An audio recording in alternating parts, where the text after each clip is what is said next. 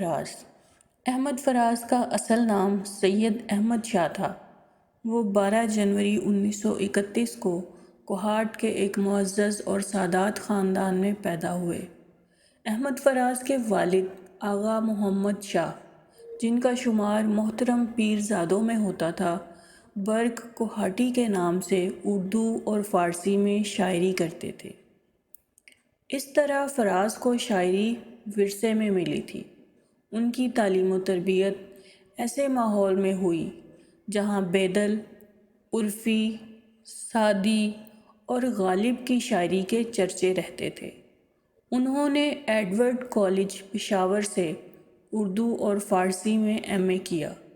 اس وقت تک ان کا پہلا شعری مجموعہ تنہا تنہا شائع ہو چکا تھا۔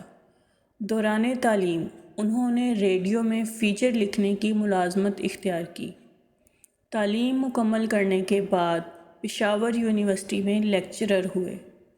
ان کی شاعری میں ایک خوبصورت آہنگ تھا۔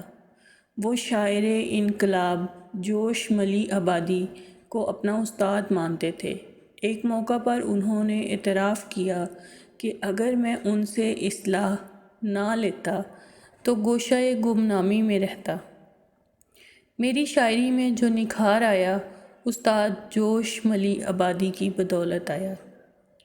رنجش ہی سہی دل ہی دکھانے کے لیے آ پھر سے مجھے چھوڑ کے جانے کے لیے آ۔ یہ کہنا غلط نہ ہوگا کہ اردو ادب میں جو شہرت احمد فراز کو نصیب ہوئی وہ کسی دوسرے شاعر کے حصے میں نہ آئی۔ فراز اور ان کا کلام عالمی شہرت اور مقبولیت کی جن بلندیوں کو پہنچا، ان کے عہد کا اور کوئی شاعر وہاں تک نہیں پہنچ سکا۔ ادبی فلک پر ان کی الگ شناخت ہے۔ وہ مملکت اردو ادب کے واحد شاعر تھے جنہوں نے اپنی زندگی میں ہی بے پایاں عالمگیر شہرت حاصل کی۔ اس طرح یہ بات حتمی ہے کہ فراز ان خوش قسمت تخلیق کاروں میں سے ہیں جنہوں نے اپنی زندگی میں ہی شہرت کے آسمان کی بلندیاں نصیب ہوئیں۔ ان کی تخلیقی کامرانیاں بھی کم نہیں۔ برصغیر پاک و ہند کے ادیبوں اور شاعروں میں احمد فراز کا معیار زندگی سب سے زیادہ بلند ہے۔ احمد فراز کا پہلا مجموعہ تنہا تنہا دوران تعلیم ہی شائع ہو گیا تھا اور آخری مجموعہ اے عشق جنوں پیشہ کے نام سے شائع ہوا۔ اس طرح تقریباً 60 سالہ شعری سفر میں 14 کتابیں شائع ہوئیں، جن میں درد عشوق، میرے خواب ریزہ ریزہ، جانا جانا، بے آواز گلی کوچوں میں، نابینا شہر میں آئینہ، پسنداز موسم جیسی اہم تصانیف شامل ہیں۔ ان کے تمام مجموعوں پر مشتمل کلیات شہر سخن آراستہ ہے کے نام سے شائع ہو چکی ہے۔ ہندوستان میں کلیات احمد فراز کے نام سے ان کے کلام کو فاروق ارگلی نے شائع کیا۔ ان کی تصانیف کی عالمی مقبولیت بھی اپنی مثال آپ ہے۔ ان کے شائقین میں ہر عمر کے لوگ شامل ہیں۔ ان کی غزلوں کو مقبول عام بنانے میں برصغیر کے مشہور گلوکاروں کا بھی اہم کردار ہے، جیسے مہدی حسن، ملکہ ترنم نور جہاں، سدا بہار، آواز لتا منگیشکر، غلام علی، جگجیت سنگھ، فریدہ خانم، طلعت عزیز، راحت فتح علی خان وغیرہ۔ فراز ہند و پاک دوستی کے زبردست حامی تھے۔ وہ ہندوستان میں بھی بے حد مقبول تھے۔ یہاں کے ہر بڑے مشاعرے میں ان کی شرکت ضروری سمجھی جاتی تھی۔ دلی ہو یا لکھنؤ یا پھر حیدرآباد، ان کے لیے سامعین کی دیوانگی دیکھتے ہی بنتی تھی۔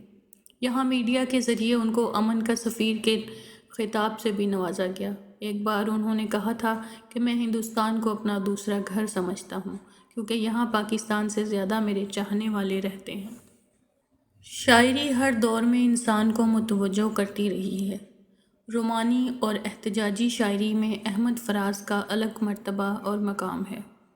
ان کا نام کئی اعتبار سے بے حد اہمیت کا حامل ہے۔ اگرچہ ان کا آہنگ رومانی تھا، لیکن ظلم و جبر کے خلاف ان کے قلم نے کبھی کوئی رعایت نہیں برتی۔ مسلسل جہاد کیا، ساری دنیا کے لیے امن و محبت کے پیغامبر بنے رہے۔ کڑی آزمائشوں سے گزر کر بھی اپنی انقلابی شاعری میں سچائی پر قائم رہے۔ وہ ہمیشہ دبے کچلے لوگوں، مظلوموں، بے یار و مددگار لوگوں کی نمائندگی کرتے رہے۔ احمد فراز شروع سے ہی ترقی پسند خیالات کے حامل تھے۔ بعد میں حبیب جالب، فیض احمد فیض، ساحر لدھیانوی اور علی سردار جعفری کے مطالعے نے ان کے ان خیالات کو اور گہرا کر دیا۔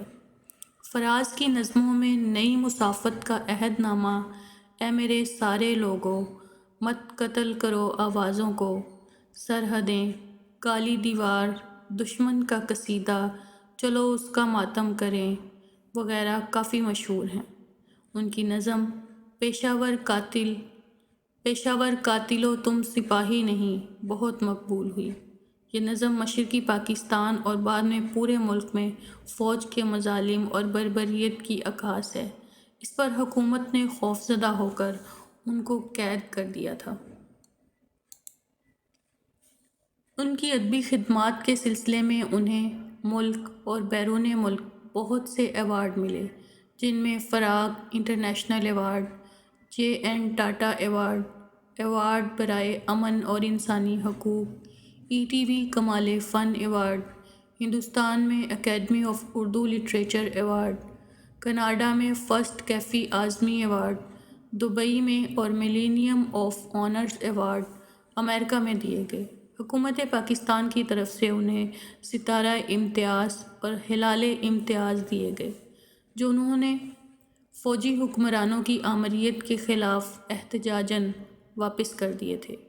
آخر کار اردو شاعری میں رومانیت اور احتجاج کی علامت اس شاعر نے گردے کے عارضہ میں مبتلا ہو کر 25 اگست 2008 کی شام کو اس جہان فانی کو الوداع کہہ دیا۔ ان کی وفات پر پوری دنیا میں دلی صدمے کا اظہار کیا گیا اور سوگ منایا گیا۔